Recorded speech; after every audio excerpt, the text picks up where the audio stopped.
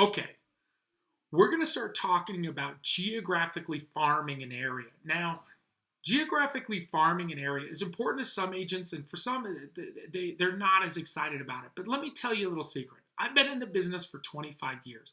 I have friends that started geographic farming 15, 20 years ago, and today they dominate that market area. So I always look back and I say, hey, if I could do it again, I would. So when is the best time to plant a tree? 20 years ago. When's the second best time? Today. The same is true when it comes to marketing in a farm or geographic area. The best time to start was 20 years ago.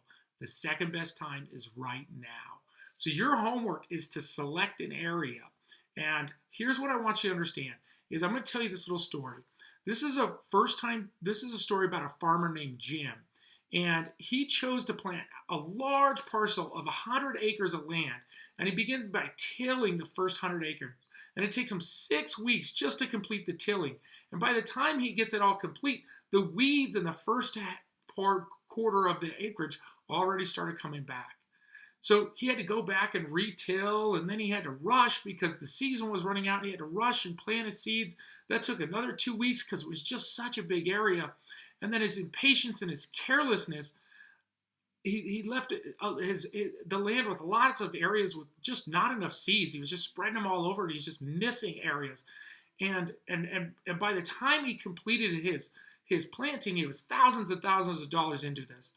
And so by the time his plants began to grow, he already missed the ideal spring season and the growing season. And at the end of the season, his plants grew short and his harvest was really poor. Okay, so he spent a lot of money, he spent a lot of resources, he spent more time than anybody else, and he got a worse return. Now, across town, Susie, she started with a small fertile patch. She did her research and she figured out what is the best area for me to plant my seeds. She didn't go greater than 20 acres, and the land was small and manageable. And so she was able to plant it and till it and plant and everything within the first 30 days. She spent her extra time weeding out and making sure each of her weaker plants were able to grow to the best they could.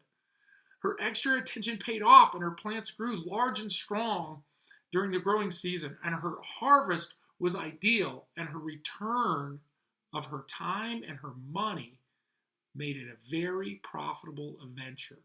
See, this is a story of farming a real estate community.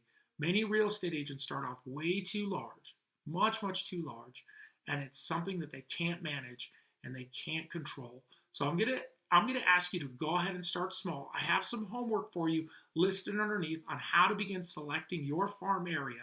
And in the next section, we're going to get into how do you become the agent known in that area. Good job. Keep it up.